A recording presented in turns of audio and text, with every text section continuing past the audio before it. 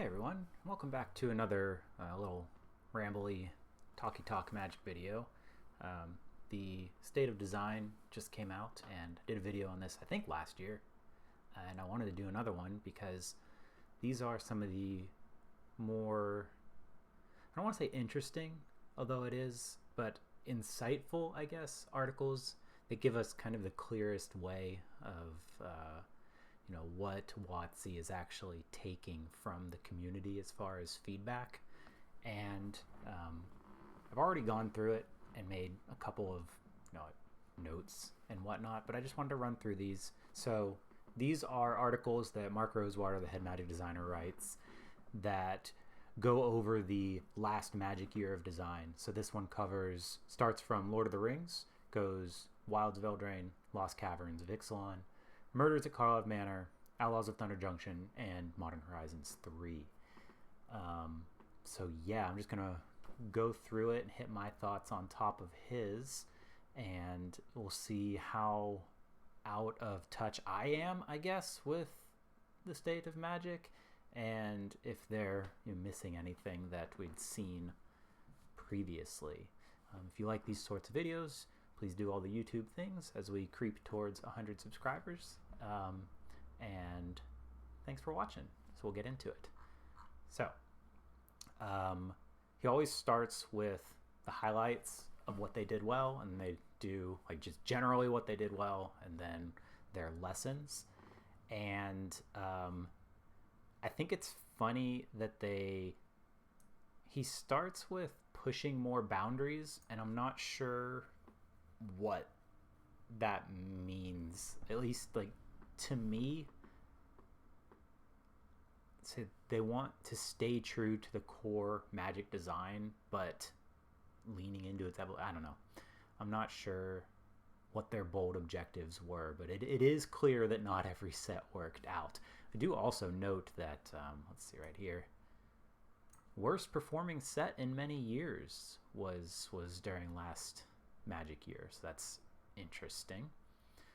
He says they leaned into resonance, and this is something that he loves to talk about, where if you can understand the creative idea of the card, you'll be able to understand roughly what the card does. And I think that Magic has really suffered on this front in modern design, which I guess he went over like the ages of modern design. I think they said they're in their 7th age of design, and I think that it really, resonance suffers. Like, yes, they have some very flavorful designs and names and like creative that's going on, but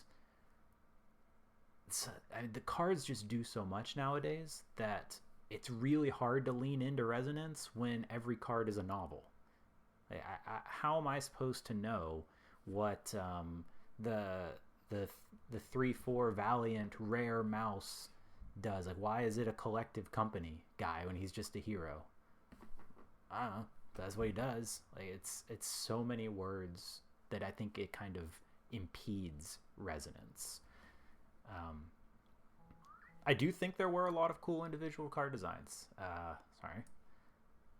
There's, in them adding all of those words, they're bound to hit some cool designs that they haven't been able to do earlier because they were trying to keep word count down. So yeah, when you give yourself more room to be complex, there's going to be some cool designs in there. So yeah, I guess now I'm identifying as a Mel or a Melvin as far as the card psychographics. I like clean mechanical designs. I'm not afraid to admit that. As far as the lessons, leading with the one that I think we're all relatively aware of, starting with Murders at Karlov Manor and cascading into Outlaws of Thunder Junction, is that they were a little too hard on the tropification of Magic, which I've spoken about and many actual content creators have spoken about, as far as Magic, where the world of hats, if that's what you're gonna do, you need to start being really careful about it, because it's really easy to mess that up. And I think Karlov Murders at Karlov Manor and Thunder Junction both demonstrate what that looks like when you go too far. I think it's kind of interesting that he's calling out that there were too complex mechanics, and I wasn't sure when I read this the first time. I was like, what mechanics were too complex? But I'd forgotten that Lord of the Rings was in this batch, and yeah, Tempted by the Ring, definitely on the complex side for little gain. I think there's plenty of room for complex mechanics and complex game pieces, but when the rules text of a mechanic amounts to like, somebody counted it up, like however many words, it's like 50 plus words of rules text for Tempted by the Ring that can't be represented on the cards themselves and requires a helper mechanic, like that's a lot, and that probably is too complex. They've been really trying to crutch on the play aids that are available in some boosters now, and I think if they're going to do that, they need to find a way to guarantee that those play aids are more readily available. This is kind of apparent in Bloomborough too with the Offspring. Like, it's kind of hard. Like, it's one thing to represent a sapperling or a soldier or whatever with an eraser or a bead or whatever that you have lying around if you don't have the token, but not having specific Offspring tokens readily available when you're playing with the cards is rough. It's not great. Like, what do? You put I honestly don't even know what I would do in paper, because I haven't played much. I haven't played any Bloomborough in paper. Like, you just put a face down card underneath your Offspring main card. I don't know what you would do. So yeah, they're going to need to figure out a solution to that, and it does sound like they're aware of that and working on it. Polarizing mechanics. I'm not sure. This is interesting too, because he does, one of his like tenets of design is that you need to design stuff that people are going to love and hate. And I wish he would kind of elaborate a little bit more on where that line is. Like, when does it become polarizing and when is it participating in that style of design? So maybe he'll do a drive to work that I won't listen to later, because frankly his voice is a little much for me nowadays. And another lesson before we get on to Lord of the Rings is that the planes need to feel more ingrained in the bigger picture. And yeah, I would definitely agree with that. We were told when March of the Machine happens that the multiverse is forever changed and there's all these ramifications, and they're going to tell all these stories that they couldn't tell before because of the omen paths. And what did we get? We got a break. So we got Lord of the Rings, so completely out of universe. Come back to in-universe with Wilds of Eldraine, where we're told, like, in words, they're like, yeah, there were big effects. Like, the courts are all messed up. But Wilds of Eldraine, like, if you're just taking the cards and looking at them, it's just more Eldraine. You could be forgiven. Like, you could just have thought that it took place parallel to original Eldraine in terms of, like, what the cards focused on. Because the first one focused on the courts, and now we're focusing on the outside of the courts. So it does not, nothing about that set really screamed like, hey, this place got messed up by the invasion. And then we go to Ixalan, same thing. Perfectly fine set, felt like it could have taken place immediately after Rivals, and as far as what's going on, like there's nothing about the multiverse changing story of March of the Machine that affected Rivals of Lost Caverns. And gosh, I don't even remember what we went to that. Yeah, and Karlov Manor, same thing. So just all of these sets, the only thing that really jumps out to me that they're connected is that the stupid omen paths exist, and they let Kellen show up in all those sets. Cool, I guess. That means we get another adventure card in every set. So yeah, they really should hopefully take this to heart. And I, some players, most of us, at least from what I've seen. Anyway, on to the specifics of the sets themselves. Lord of the Rings.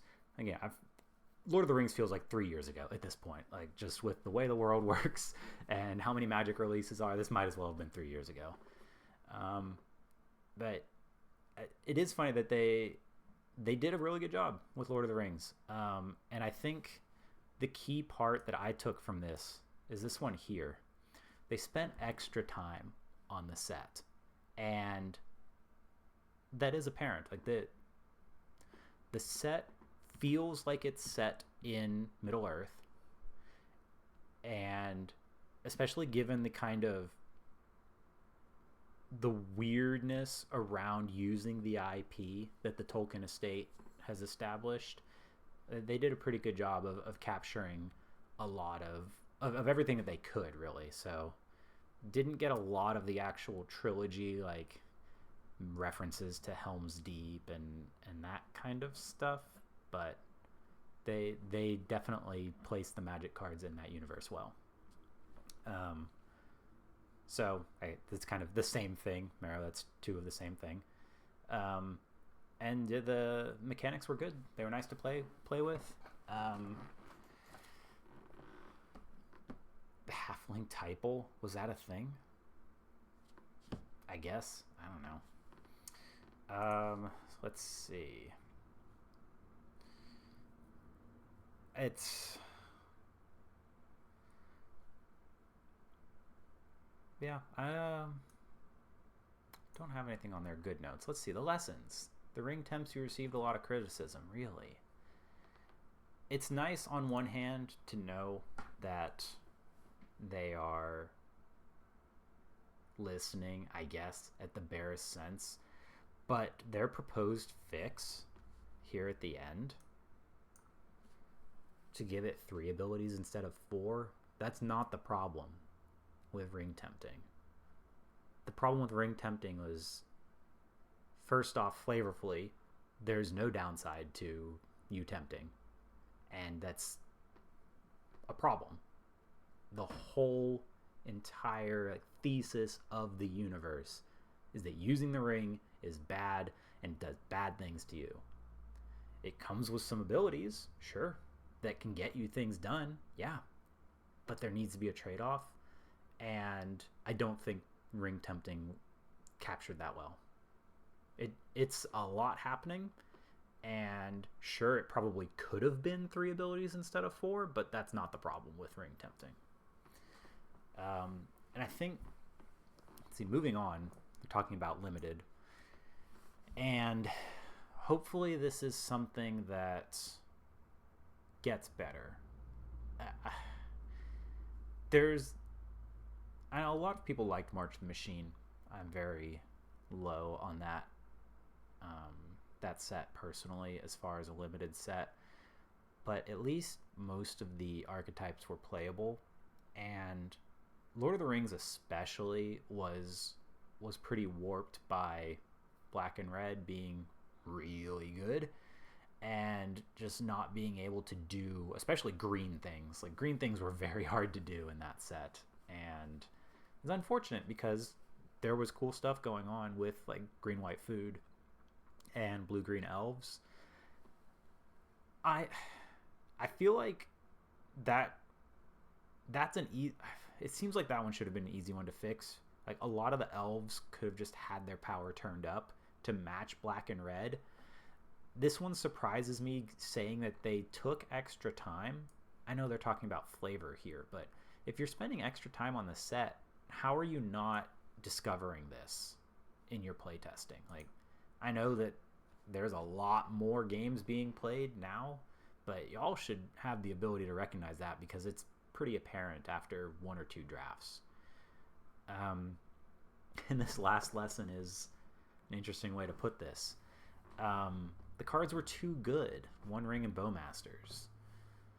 Honestly, not the first thing that came to mind with the set. I think that the fixed arena version of Bowmasters is super fair. It just doesn't trigger on ETB. That's all they needed to do. For One Ring, it's kind of it's a tough place to put it because you want that card to be good, right? Like, it is the One Ring. The card has to be good. They're gonna push it. That's fine. I think the problem with that is that they have not handled it in constructed formats well. Either it needs to be banned because it's too good, or, and I know they hate this, it should have just been restricted to begin with. It should have had text on it that said you can have one in your deck. Because a lot of the issues with the One Ring in constructed get solved when the person who's built up a couple of counters on it just plays another one and chooses to keep the new one with no counters. Like, yeah, it's variance inducing, but the card's good enough. I think it would still be played in some decks, but just let it be one of. It's the One Ring. There's only one in your deck. So they were pushing, and I think maybe because they felt like it had, like, the set had to have drivers for Magic people who weren't into Lord of the Rings, but I don't know. I mean, the set sold super well, so I think the Lord of the Rings people were always going to turn out and make sure that you didn't have a failure on your hands. Anyway, moving on. Wilds of Eldraine. I liked Wilds of Eldraine for what it was worth. The limited was pretty good. The cards themselves were pretty good. I was a bit polarized, I guess, on the adventures returning. I'm just relatively down on adventures in general. I think that adventures are the epitome of value for value's sake. No downsides, no bummers Magic design that they have leaned into lately, but that's a me problem, I think, more than anything else. So the highlights with the Enchanting Tales and the bonus sheet being a hit. Yeah, in general, players enjoy bonus sheets. I'll agree with him there. They definitely leaned into that a little hard in the subsequent sets, and I think as a whole, a poorly done bonus sheet is a real problem. Here it kind of worked out for the best. Like, some of them were actually good and limited and useful. Like, Hatching Plans is the star of that one, is that with Bargain there was a really easy way to make use of Hatching Plans. That's cool. It's cool to give new life to old cards with a new art style and all that. So yeah, overall I guess I'll agree. Enchanting Tales were a good ad. And when you get one in every pack, when it's guaranteed, I think it's a lot easier to stomach than when they show up very infrequently, because then, like, you know you're getting one if you're buying the packs, and you know they're going to be there in limited, so that you can kind of account for their effect and their impact on the format. Whereas stuff that they started doing later, like the special guests, it's a lot harder to account for the impact of that stuff in a draft environment because they're so infrequent. But when they show up, as anyone who's had to play against like Sword of Fire and Ice or Bribery or whatever, when those show up in limited, you're like, oh, I guess I'll just lose. Highlights built around stories.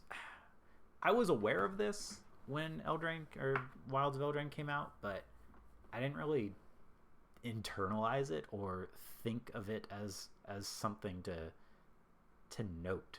Like, yeah, each archetype is a riff on a story, and it's like, okay, I guess that's cool, but I did not feel like that enhanced the draft. It's just kind of just a bonus trinket text, if you will. Mechanics well received. Like I said, yeah, bargain mechanic was pretty good. It's not quite a downside mechanic, obviously, because it's a kicker variant or whatever, but I like there being a choice. And the nice thing was most of the bargain cards were playable without having to do it, which made it a legitimate choice instead of a feel bad if you had to play it without the bargain. So they did a pretty good job there. Rolls are, as a mechanical, I think pretty minor. It's like, yeah, it creates a token that's attached to it, and it's fine. It's whatever. Lessons. Rolls were fiddly and had logistical issues. So again, yes, they did, because it's hard to have the play aids. I think their attempted solution was pretty good at having 2 on each side of the token instead of, you know, just one token being one roll. So that was a pretty good idea. I think they were double-sided. I don't remember, and I don't feel like going to check. One of them being misprinted wasn't great, but I guess maybe they almost could have been colored to draw a further visual distinction for in-paper play as to which one was which. I think you could, you know, make an argument for a color for each of them, but whatever. I think this is kind of a nothing lesson. Like, rolls are fine. People who are complaining about rolls have other issues, perhaps. More representation of the courts. So this kind of goes back to the flavor and the world building stuff. Is that we were told that March of the Machine has this big impact, and it decimated the courts of Eldraine. And we get this set that's focused on the wilds and the outbound areas. And if you know what's going on, yeah, that kind of makes sense that. But if you're just even if you're just somebody who engages with Magic but doesn't read the stories, like, you're returning to Eldraine, you expect there to be some knights. You expect there to be some people wandering around that are doing stuff for the courts or representing them, and we just really didn't see that. And it doesn't seem like it would have been hard to get a couple of those cards in there. Also, I am one of these people.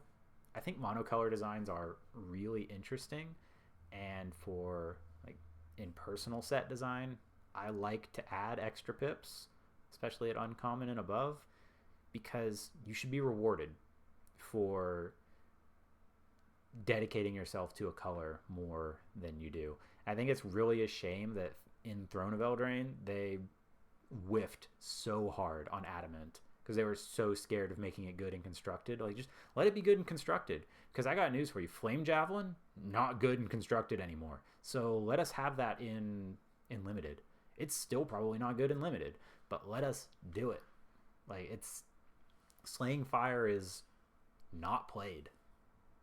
So could it have done 5 on Adamant? Yeah, let's try it. Let's try it. Like, Brimstone Volley does 5 for 3. So come on. But they're just so not scared, but the plates that they are spinning to design for everything creates this tension where they tend to lean towards safe first with new mechanics, and then they're, oh, nobody liked Adamant. It's like, yeah, because Adamant was weak. It sucked. I liked the idea of Adamant. Fairy Tale top downs less on the nose. This one's actually kind of a surprise to me. I didn't notice this in the discourse that the circles that I guess I trafficked in.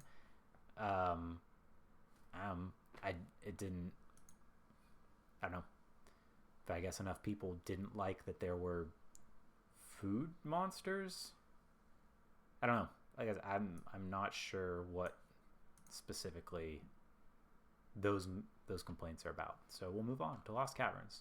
LCI, a little bit of a not troubled set. Certainly one that generated a lot of discourse. But I think the highlight that he starts with is the best part about LCI.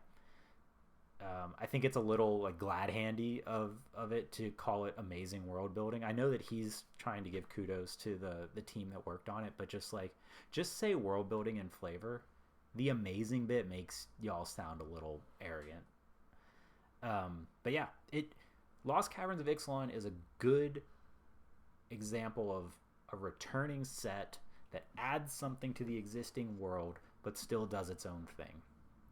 And from everything that we had seen, like, that not only did they succeed in doing that for Ixalan, but they succeeded in doing that in a way that was representative of the source material. Like he says here, that the art director is from Guatemala and worked to include that in the world building. I think that shows, and I think they did a really good job with the world building here.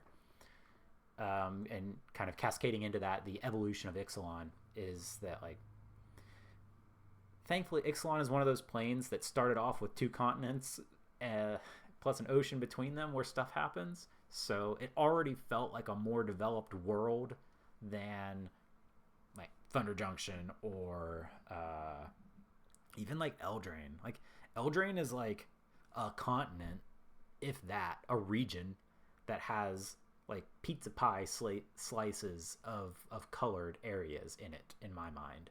It doesn't feel like a world.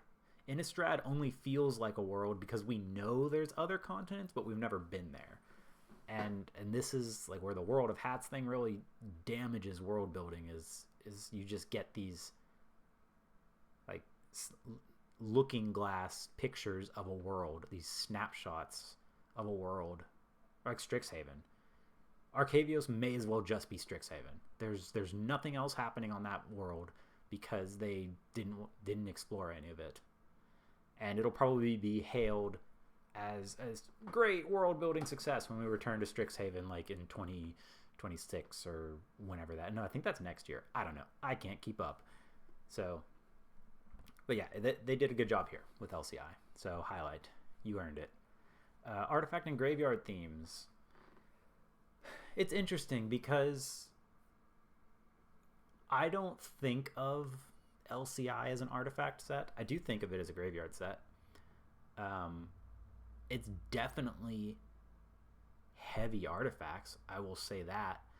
And one of the limited archetypes is artifacts. But it's not in your face about it. Like, it's no Mirrodin or anything like that, or New Fire Exterior at this point. So I think I guess that's a good job if that theme is there, people enjoyed it, and it didn't overpower the rest of the set. So yeah, they were complex enough to allow a lot of exploration. I think that's fair. Lessons. Not feeling underground enough. The biggest culprit to the fact that so many cards had blue sky in the art. Can't say that crossed my mind. I think that a lot of the work for underground feeling was in the mechanics themselves. Obviously, Descend has that connotation that you are going deeper. I think that the actual like flavor tie of Descend being putting cards in your graveyard isn't the greatest, but as far as the naming and the flavoring of it, on the cards that it went on, it did feel like, going deeper into the world. I think on that same line, graveyard mechanics as a whole and using them, like flashback or other sorts of things, do a pretty good job of feeling undergroundy and earthy. Discover being kind of flavored as like digging through to see what you're gonna find, or spelunking. I think that there's a lot of underground coding in the set, and if blue sky is really what so many people had an issue with, I think maybe the interior sun didn't have to be white light. It could have been a red, or even just a sickly yellow, like something that's not quite normal to give that uncanny feeling. And maybe that would have eliminated that issue. I don't know. It seems kind of a nitpicky thing, personally. The mechanics being fiddly. I think this is true. The way that they kind of split Descend into 2 sub mechanics was not great. 3 sub mechanics. That if you descended, descend N, and Fathomless Descent. Yeah, it's not great. And this is, I think, where this point here, where one should have been picked and tweaked in later sets, is one of the benefits of having block design. I'm not going to go into the whole argument against block design versus now and then and all that. I think there were merits to it, but it's not coming back, and people who think it's coming back are wrong, as they're not going back to it. But yeah, Descend probably should have just been one of these, maybe two. I think the If You've Descended is usable in addition to one of the other two. I think Fathomless Descent's the weakest one, because that's just counting cards in your graveyard, or at that point, and they all kind of worked. I don't know. Definitely too fiddly. Craft, I forgot was a mechanic until I read this the second time. Just extremely low impact most of the time. Some of them are extremely difficult to trigger, like the one that requires specifically dinosaurs in your graveyard. It's like, come on. It's a little much. People like flip cards, dual face cards, whatever you want to call them. It's neat. Some of them were really good, but overall it did feel pretty fiddly. So you got it. Some players disliked the Jurassic World tie-in. Yeah, like he says here, the main issue isn't the design of the cards themselves. They're whatever. This was kind of their proto special guests, but I guess Brothers War did this too, and they dinged themselves on Brothers War for the Transformers crossover of those being in the draft set. I don't think the Jurassic Park cards were in the draft boosters of LCI. I don't remember. I do remember getting one of the lands, and the lands are cool. Like the cards they designed are cool. I think it's honestly fine if they're in the set or collector boosters. Like people like these sorts of things, but I would almost want it to be either a bonus sheet sort of thing where you're guaranteed to get one, and there's enough of them that there's a variety, or it just needs to be a secret lair, a tie-in secret lair. Like, it's really hard to get those basic lands for the Jurassic World. Like, just let them be a secret lair where you can get them and not have it be so obtuse to get a hold of. So yeah. So they dropped two infrequently, so the people that wanted them couldn't get them. And what do? They go and create special guests. Sure, whatever. Murders at Karlov Manor. Yay. The redheaded stepchild of all these sets, I think. Also, fun note, I know somebody on Reddit was talking about this. They use the Return to Ravnica emblem as the hilt of the dagger, and then like the Gate Crash, I think it's Gate Crash emblem for the total hilt. So, I mean, when you can see the design that close, pretty good. When you're looking at this design in the same stack as like March of the Machine cards, bad. It doesn't read well at card size. Anyway, players liked the murder mystery theme in moderation. I guess. I'm not sure there were that many people who really liked that theme. It did stick out as sort of a rough thing to try and build a whole set around. Players do seem to like the meta puzzle. What? It's like, yeah, most of them admitted they didn't do any of the puzzles. What puzzles? Like, just, I don't know. The cards are a game piece for playing the game Magic the Gathering, and at this point they're not. They don't tell the story. They don't do anything else. Just let us play the game with them. If you want to do other things, let them let the tokens, the ad cards or whatever, let those take that role so that it's not mucking with the cards themselves. But I guess flip side of that, it doesn't hurt me or people who didn't realize that those puzzles were there for them to be there. If we didn't realize they were there, it doesn't bother me. I guess the worst part of that is that it took resources that could have been fixing some of the other issues of the set to go into that. Enjoyed many of the murder mystery themed mechanics. It always drives me crazy when they call investigate or food a returning mechanic. Like, clues are deciduous. Food is deciduous. Treasure, that's like calling treasure a deciduous mechanic. Like, no, treasure's evergreen at this point. Like, I would never. I don't know. Whatever. Investigate's fine. Collect evidence.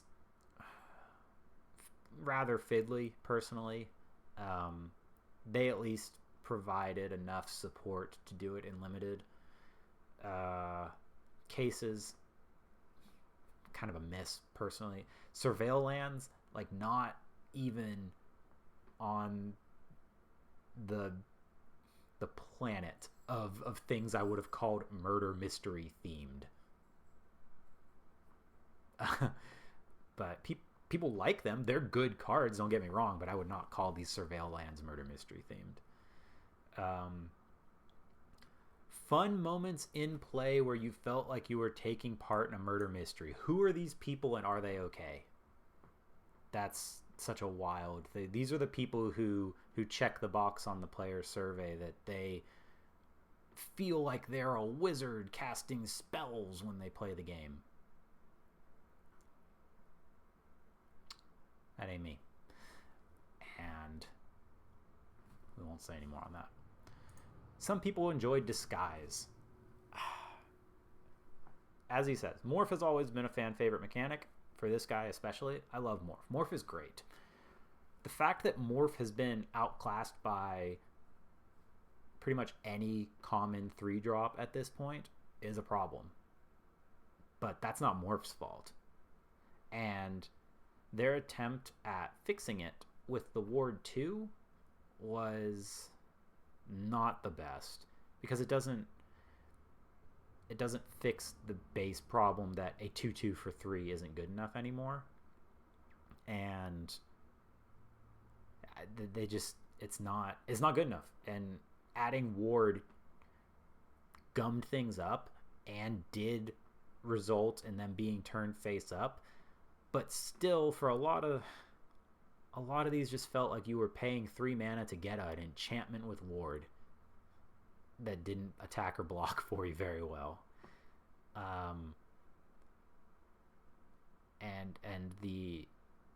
They turned cards face up more often because of the hybrid cost was a good idea.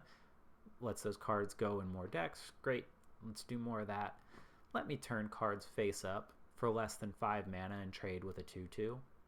I've already paid 3 mana. Let me pay 2 mana for a total of 5 mana to trade with a 2/2. Why does Dogwalker make tapped dogs? Why? It's ridiculous. Why does a stupid Gargoyle have a 2 toughness? Just let us get value if we work at it. They're so keen to hand out value anywhere else in this game, but God forbid you flip up a Morph for less than 5 mana and trade with a 2/2. Or and eat a 2/2, sorry. The call out for Cloak is, yeah, something that there should have been more of. Agreed. Cloak is cool. Manifest was cool. I like Manifest. I don't think most people like Manifest, but preaching to the choir there. Let's see more of it. I wish there was more. The Cloak, the rare one that can only be equipped to whatever it comes into play on. Super neat idea. Let's do more of that. Explore that. Lessons. Other players preferred Morph. I mean, it wasn't necessary, I think, is the best way, like he says, to put that. It's either find a way to make Morph more relevant by designing the set around it, so that a 2/2 for 3 doesn't feel woefully understated, or do something else. But Ward was not it. They do seem to have pulled back on Ward even in like Bloomburrow and whatnot, that there's much less of it flying around than there used to be. It's kind of like Hexproof, right? Like they developed Hexproof, like, yeah, this is better than Shroud because people were misreading Shroud. And it's like, yeah, but hexproof kind of sucks. And it's like, well, we developed Ward to fix hexproof. It's like, yeah, but Ward kind of sucks. Maybe we should just bring back Shroud. It's fine to have things that aren't targetable, but make it be fair. So I guess I would have preferred Morph. It didn't feel like, obviously you're not paying for the Ward in terms of the face down cost because it's still 3, but yeah, there's got to be some sort of solution. Maybe just errata Morph to be a 2/3. Just errata it. Oh, or allergic to errataing things. Sorry. This set was a bad execution of a backdrop set. Finally, we get to the biggest issue. And I think one indicator of this sort of thing is like whether or not you consider Caverns of Ixalan to be a backdrop set. To me, it's an Ixalan set that does new things instead of being the Journey to the Center of the Earth set on Ixalan. And I think if there's even a legitimate like an argument to be made as to which one of those it is, it's a good backdrop set. Very clearly, Murders at Karlov Manor is not a good one because it could have been on any plane. It could have been on New Plane, could have been on Capenna, it could have been on Fiora, or wherever else, and it would have been the same set. It didn't feel like Ravnica, other than some window dressing on some of the legendaries, but and their reasoning for not using New Capenna felt pretty poor in that there's no cops there. But excuse me, if March of the Machine was such an impactful event and the Angels are back on New Capenna, then there's probably cops there, and Angel cops are cool. So let's explore that idea instead of like besmirching Ravnica with this. And then yeah, just the detectives and hats thing was an issue. It's nice to see them acknowledge it. I'm glad that they took that and they aren't trying to pass that off as a problem for the audience. So good. Let's hope that pans out later.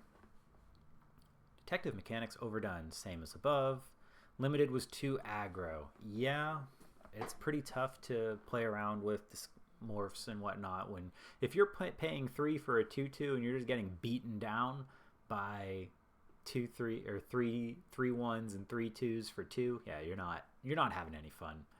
And it doesn't let you cook with the other mechanics. It was a rough format. And I think it was On the Job was the +2/+1 to your whole board for 4. It was too good in that set. You got to give people ways to fight the aggro. Y'all want to push aggro, that's fine, but you got to give us tools against it.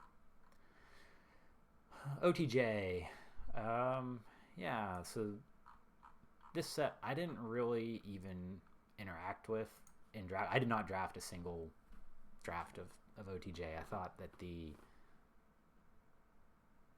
bonus sheet combined with the play boosters and the way those changed the rare distributions, plus the special guests, plus like I feel like there was a third bonus sheet because it was the crimes, it was the special guests.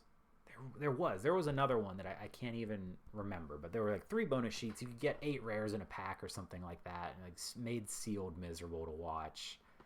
I just didn't really enjoy that experience. But as he says here, the suite of mechanics actually seems pretty good. Spree, novel addition to Kicker, love it, fine. I personally think that saddling and mounts are pretty meh. It's just vehicles with more work and an additional verb to remember. I find the outlaw batching to be like mind-numbingly boring. It's all the normal typal stuff, but with a batch instead of a specific creature type. Might as well have just said cowboys. Like, I don't know. not super interesting to me. Plot, great. Plot was fine. It's suspend, but you front load instead of back load. Committing crimes, whatever. I hate the name of it, I think, more than anything else. Stuff caring about it, fine. That's not really something we've had a name for or been able to care about before, so it's novel and it played well, but the name sucks. Let's not call it committing crimes. Limited played great, that's debatable. I know a lot of people like the draft environment. It did not look fun to me. I didn't play it, can't comment personally, but from what I did observe of the set in draft and sealed, it did not look like something I would have enjoyed. Oh yeah, so there's 2 bonus sheets. Yeah, just not for me, but glad other people enjoyed it. It's funny, the 2 best limited sets according to like the community and the pros at large are like OTJ and March of the Machine recently, and I didn't like either of those. So many players enjoyed the Western flavor, I guess. It was a topic of much discussion and wasn't for me personally, but glad it's there for people who liked it. Mostly, I think the biggest thing for me with the Western flavor is the guns. Either just have guns or let's not do that. Like, it's, why do we have arcane cannons or whatever? It's just, no. Just make guns or don't. Let's not traffic in those ideas, because there's so many cards that are very clearly like, yeah, that's a gun. It's like if you tell a kid no toy guns, the kid's going to pick up a banana and go pow pow. Like, it's just, either they're guns or they're not. Let's figure it out. What's wrong with people having like even if it was just a wand that casts spells, or spells that could be cast, like pre-cast spells that are in bullets or grenades, like something. Just don't make them guns. Bad. Or bring back Night Stalkers and let's have more guns. Portal Second Age, baby. Lessons. The plane felt paper thin. Yes, it did. This is a big problem with the world, is that we're told all these things about it, but it's not apparent anywhere. It's literally a place that they made so that they could put a bunch of legendary creatures in hats together and have them run around being wacky and Fortniting up the place. It doesn't feel like an especially careful attempt being made on a genre that has some problems as we look back on it, or it just doesn't address anything. It doesn't say anything new. It's just lol cowboy hats, and that's not great. Players don't understand how these seemingly contradictory facts about the plane being uninhabited, but there's also cactus creatures that have their own culture. Yeah, it's a problem. There's a big problem. I don't think that the lack of a Planeswalker's Guide is the underlying issue here, because I'd be willing to bet most people don't read those anyway, and it's just the cards don't tell you anything about the world. They're just there. It's just people shooting off. They're not guns, wearing their cowboy hats and riding their snake horses. It's it has a lot of the low wacky, low random sort of feeling to it, and yeah, it does feel like a thin set. No justification for all the legendary creatures. Just talked about that. Yeah, why are they all here except for Oko and his gang? Yep. And this has been an issue with the Omen Paths era. What do they call? I forget what they call this arc. I think it's called the Omen Path arc.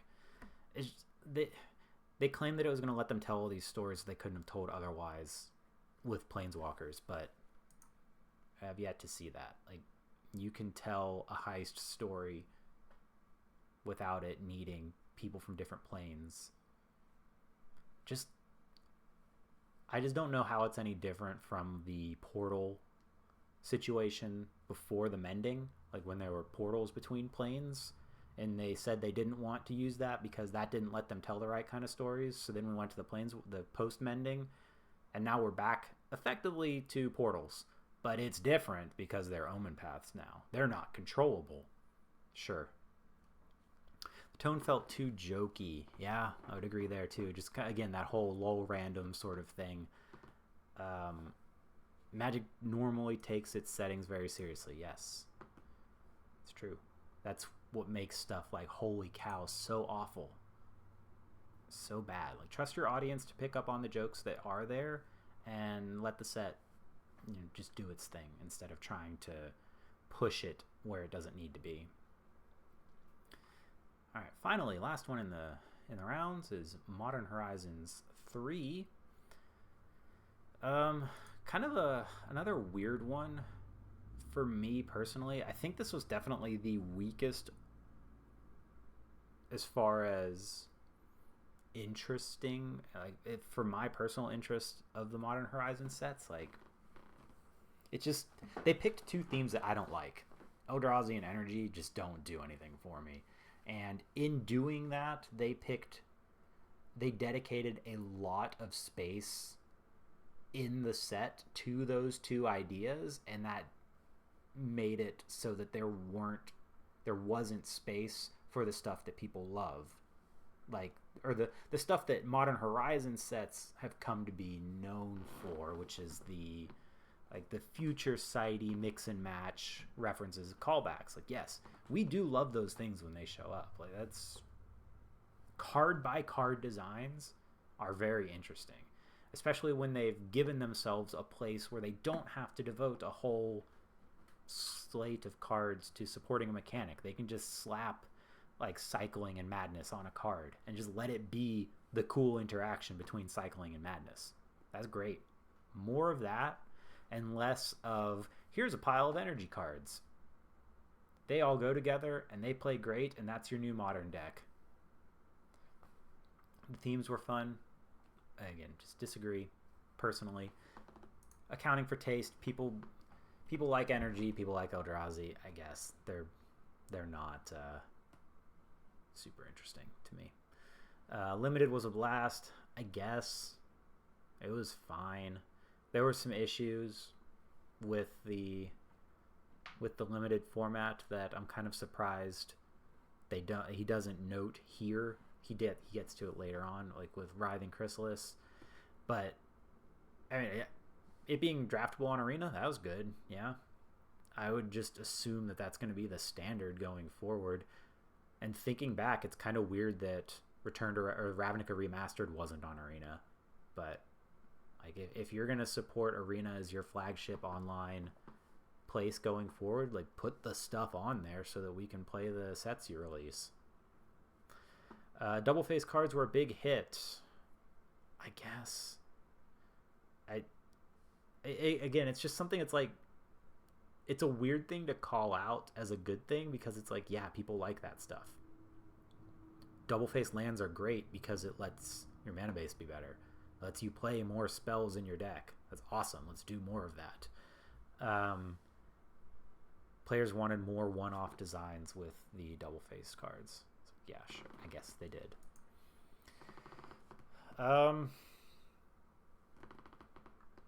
For the lessons, we didn't like the impact on older formats, especially Modern. So this is the ongoing thing, right, with Modern Horizons, is that the joke is that Modern is just Modern Horizons constructed now, and a lot of old cards have been pushed out of relevance. Like, nobody's playing Dark Confidant and Liliana of the Veil and Tarmogoyf as much in Modern because they're just not good enough to compete with Ragavans and the Ocelot Prides and the Soul Guide Energy guy. Like, it's just, and Bowmasters, and like, it's just, it is as much as I hate to defend Wizards here, it's a tough place to be in, right? Because you want to make a set that's direct to Modern, that's going to have an impact on the set. Otherwise, what's the point of making the set? So you want it to do that, and maybe it should create a new archetype or something like that. But to me, the ideal would be that it buffs some underperforming archetypes. You don't want it to invalidate anything that's really there, except maybe like you're printing some hate pieces that needed to be in the format that otherwise would just waste a slot in a premier set or a standard set. So like Thought Vessel, great, more of those please, because people cast way too many free spells. Is it Thought Vessel? No. Vexing Bauble, yeah, that one. More of those. But you can't, clearly they've swung too hard where it is just Modern Horizons constructed. That Modern is a rotating format now, and the massive influx of cards to it just mean that it's the decks change pretty regularly, and it's hard to keep up, and that sucks because it's supposed to be a legacy format. 2 cards had play balance issues, yeah, and they haven't done anything about it. Nadu is a problem, and they haven't done anything about it. They've had their opportunity to do anything about it, and they've chosen not to. And much like Hogak, like it feels like they're choosing to prioritize selling the set over the health of those formats, and that's a shame. That feels bad, and that's why when they send out those set surveys, I always tell them that I hate the company of WotC and Hasbro because they just see all of their customers as ATMs instead of like partners. It sucks. Just ban Nadu. It should have been done a long time ago. Do it. Writhing Chrysalis, how the heck did that get out the door as a common? Again, are y'all not doing limited testing? What's going on here? How did that get out there? And a lot of players do wish cards like these wouldn't make it to print. Just let's not do that anymore. And then here he does at least acknowledge that they leaned on the energy and the Eldrazi too much, and they didn't do enough of the mix and match future sighty stuff. So it definitely felt less charming because you can see what they did. Like with what's the blue-white energy uncommon, right? It's the energy deck, but it puts exalted tokens on stuff. It's like, okay, in a vacuum, that's cool, right? You're mixing energy and exalted. But it felt like so many of the designs in this set were, hey, let's mix energy with X. And fixing so many of the first part of that mix as energy and Eldrazi, well, the Eldrazi didn't really even do it. It's really just energy and X. And then there's just a bunch of Eldrazi running around, and you're like, cool. I think it's funny that they brought back the Spawn instead of the Scions. I think that was, obviously the right choice because it lets them make more of them and have a little bit less of an impact on the board for go-wide strategies for them not having power. It's kind of surprising, honestly, because you'd think that with their dislike of non-square stats and all that, but I don't know. Modern Horizons 3 was fine. Most of the sets in this batch were fine, I guess, if I had to say. Like, the Lord of the Rings was good. I liked Wilds of Eldraines. Caverns was fine. Markov Manor sucked. OTJ sucked. And Horizons was fine. So yeah. Sorry, this rambly video went quite a bit longer than I wanted, but hey, that's just going through it. I don't script these things out. I'm sure you can notice. But yeah, I do like talking about this sort of stuff. It's very interesting from a game design standpoint, and I do appreciate that Mero takes the time to write these things up because they don't have to, and he doesn't have to subject himself to the vitriol online of people on his Tumblr and everywhere else that come at him with like some bad faith questions and arguments. He doesn't have to do that. So it's cool that he engages with the player base and that we have the window that we do into the game. So yes, thanks for that, Mero. I wish that y'all didn't hide behind the idea of market research without the data, or without showing us the data. But I get it. Whatever. Data's proprietary. You want to use it. That's fine. Nothing that I say or anybody else say is going to change that. But that'll do it for this video. Gosh, just missed the hour mark. If you're still watching, thank you so much. I appreciate it. YouTube stuff. Check out some of the Bloombro draft videos. I should have one more coming up for the set before Duskmorn starts. And until then, I'll leave y'all to it, and I'll catch y'all later. Bye-bye.